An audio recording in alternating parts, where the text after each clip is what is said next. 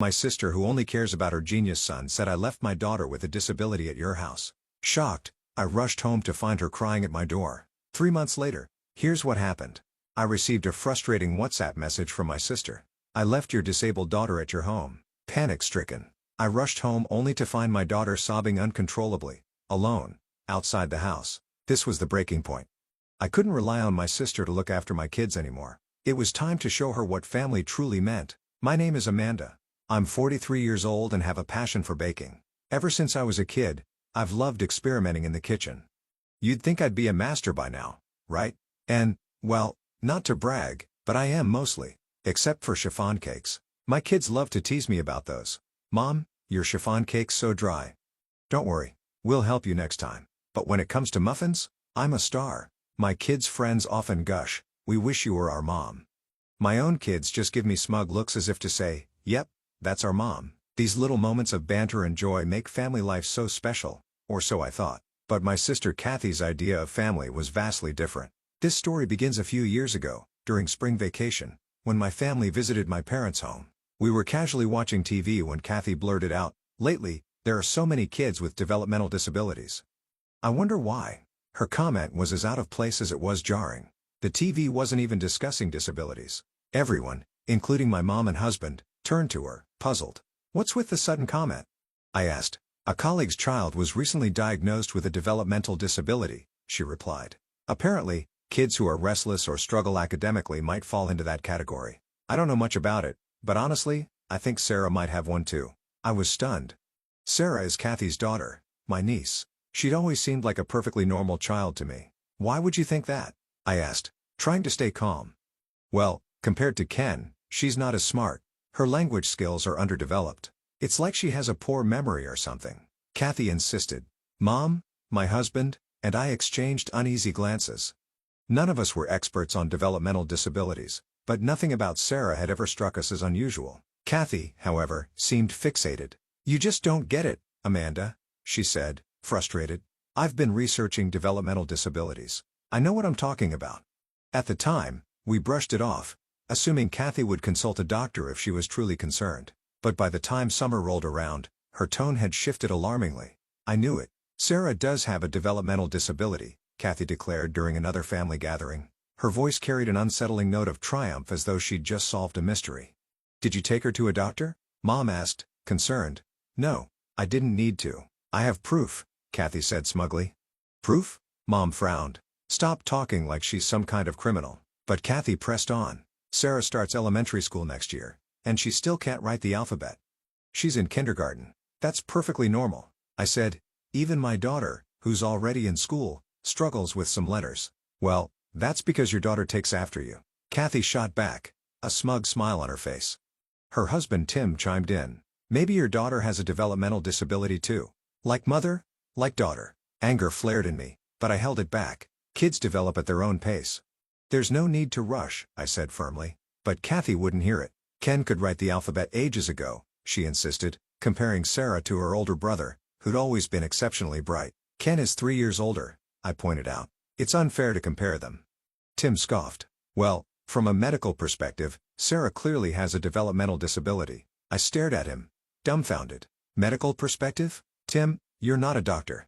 It was clear Kathy and Tim had convinced themselves that Sarah was deficient simply because she wasn't meeting the impossibly high standards they'd set for Ken. It wasn't just frustrating, it was heartbreaking. "I always say my siblings graduated from a national university, so I'm smart." Tim's words still echoed in my mind. As ridiculous as they were, he often boasted about his intelligence, using his siblings' accomplishments as if they were his own.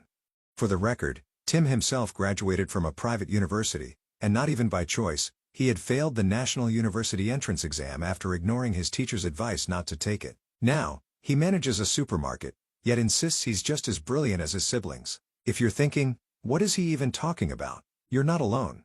I later learned that Tim was something of an outcast within his own family, which perhaps explained his need to constantly prove himself. But his behavior didn't just stop at self-aggrandizement. It extended into how he and Kathy treated their daughter, Sarah. One day, my husband Mike cautiously suggested, maybe a professional should evaluate Sarah. It could help clear things up. "Oh, I've already consulted professionals," Kathy replied quickly. For a moment, silence fell. and a collective question mark seemed to hang in the air. What do you mean by professionals? Mike asked. Well, I've watched health programs on TV, Kathy said matter-of-factly. Their observations matched Sarah's symptoms exactly, so it must be accurate. We all sighed in exasperation. Tim chimed in, backing Kathy up. Yes, those specials are very informative. A colleague of mine saw one, took their child to the doctor, and the diagnosis matched perfectly. It's serious stuff. Mom finally had enough. TV is just TV. Stop using it as your source for medical advice. If you're truly worried, take Sarah to a real doctor. Stay out of our parenting, Kathy snapped, her voice sharp. You're all so ignorant. And with that, she stormed out, dragging Tim and Ken with her, but leaving Sarah behind without a word. Mom sighed deeply. If they're going to act so high and mighty, the least they could do is take proper care of Sarah. Sarah, meanwhile, was playing with my daughter, her usual bright smile plastered on her face. But as I watched her, I noticed something. Every so often, her smile faltered, replaced by a fleeting look of sadness. She must have realized her family had left without her. That brave smile broke my heart. Sarah shouldn't have to carry the burden of our adult failures. I was more certain than ever that she didn't have a developmental disability, but rather, she was the victim of neglect and favoritism. Later that day, Kathy and Tim returned home in high spirits. Shopping bags in hand, Mom's face darkened. Do you often leave Sarah behind when you go out shopping? It's just leaving her at home. What's the problem? Kathy shrugged. The problem is, you don't leave Ken behind. Why treat Sarah differently? She doesn't listen, so we're teaching her discipline. Kathy argued. Discipline her if you must, but don't just abandon her without explanation. That's cruel. Mom countered. Tim jumped in defensively. We provide her with proper meals and a good education. Why do you keep criticizing us? That's the bare minimum for parenting, I said sharply. You act like it's some grand favor. This is a family matter. Stay out of it, Amanda, Tim snapped. Sarah is my family too. I shot back. She's my niece. If she's being mistreated, I won't stay silent. My words seemed to hit a nerve. Kathy and Tim avoided my gaze, but their silence spoke volumes. If you suspect Sarah has a developmental disability, leaving her alone is even more irresponsible, Mike added. That's why we're teaching her to stay home alone. Kathy slammed her hand on the table. The argument dragged on for hours, going nowhere. Eventually, Kathy and Tim left early the next morning, cutting their visit short. Their favoritism towards Ken was painfully obvious throughout their stay at meals. If Ken's favorite shrimp was served, Kathy and Tim would give him extra portions, even taking from Sarah's plate. Sarah, clearly used to this treatment, never protested. Instead, she simply complied, a resigned look on her face. The same pattern repeated itself in other ways. Promises of new toys and games were made to Ken, while Sarah was ignored. All family conversations revolved around Ken's achievements, leaving Sarah to sit quietly on the sidelines. It was heartbreaking to witness. One day, Kathy showed up unannounced with Sarah.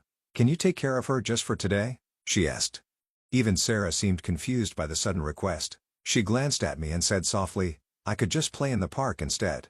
Without asking too many questions, we agreed to look after her. When Kathy returned later that evening, she seemed apologetic. Thanks for watching Sarah, she said.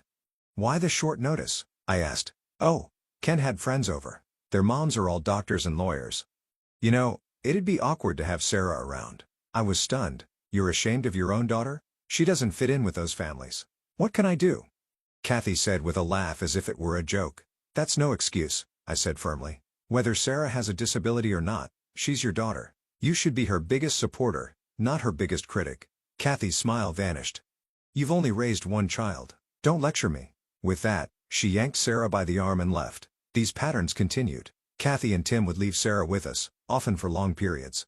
While they took Ken on elaborate outings, they showed up late to pick her up, offered no apologies, and acted like nothing was wrong. Their actions only reinforced my determination to step in. Sarah deserved better than the hand she'd been dealt, and I was going to do everything in my power to ensure she got it. I told you to call before coming over, didn't I? And why didn't you stick to the agreed time?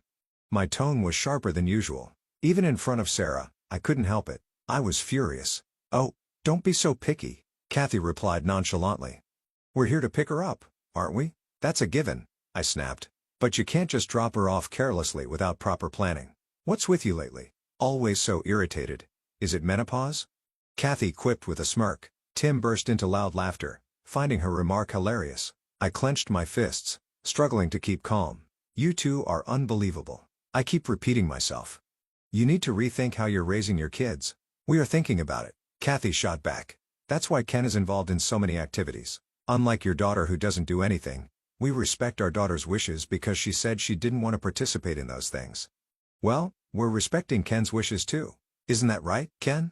Kathy turned to him. Ken nodded weakly, his forced smile betraying his true feelings. See? Kathy said triumphantly. Even Ken agrees. I sighed deeply. I'm tired of repeating myself. Fine, just take Sarah and go. Kathy grabbed Sarah by the arm, practically dragging her toward the car. Tim didn't say a word as he started the engine, leaving us standing there feeling defeated once again. The next day, I was out shopping when I received a text from Kathy. Hey, Amanda, you love Sarah, right? Confused. I replied. Of course, I do. She's my niece. Why are you asking this? Her response left me stunned. Great, perfect. Consider her your daughter now. I left her at your doorstep. I didn't see anyone home, so you should hurry back. She might be crying alone. I froze in the middle of the store, rereading her message in disbelief. Was this some kind of joke? I called her immediately, but her phone was off. Panic set in. I abandoned my cart and rushed home. When I arrived, my heart sank. Sarah was sitting on the ground in front of the door, crying uncontrollably. Her face was buried in her hands, her small body shaking with sobs. Sarah. I ran to her and pulled her into a hug. She clung to me tightly, tears soaking my shoulder. It's okay, sweetheart. I'm here. It was clear what had happened. Even without asking, Kathy had abandoned her. Calls to Kathy and Tim's phones went unanswered. They had deliberately cut off contact. Through her tears, Sarah whispered, Auntie, I didn't want to be left like that. I held her close. My anger toward Kathy and Tim boiling over. How could they be so cruel? Right then and there, I made a promise to Sarah and to myself. I would protect her. She didn't deserve this.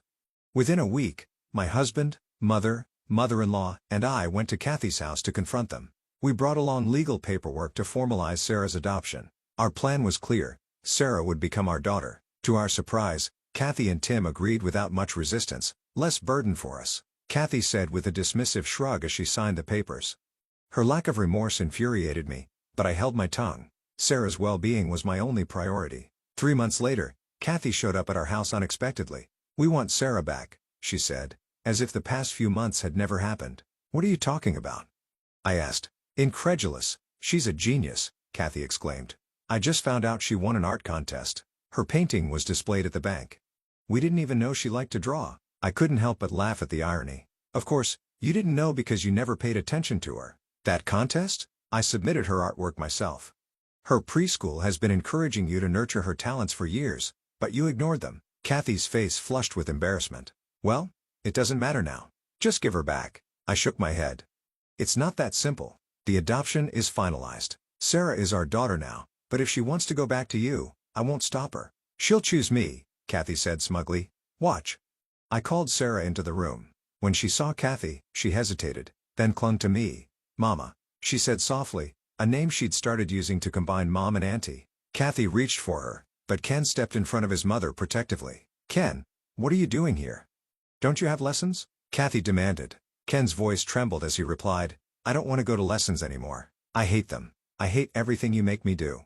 Kathy tried to scold him, but I stopped her. Don't you get it? Your children don't want what you're forcing on them. You've been so focused on appearances and achievements that you've completely ignored their happiness. Kathy stood there speechless. Just go home. I said firmly, you've lost the right to call yourself their mother. In the years that followed, our family dynamic flourished. Sarah, Ken, and our daughter grew close, forming a bond stronger than I could have imagined. Ken moved in with my mother, and Sarah thrived in our home, pursuing her passion for art. Though the road was challenging, it was worth every step. Our two-family household was filled with love, laughter, and the joy of watching the kids grow into their unique talents. Kathy and Tim, meanwhile, drifted into isolation, burdened by the consequences of their selfishness. Our lives weren't perfect, but they were rich with the one thing that mattered most: family.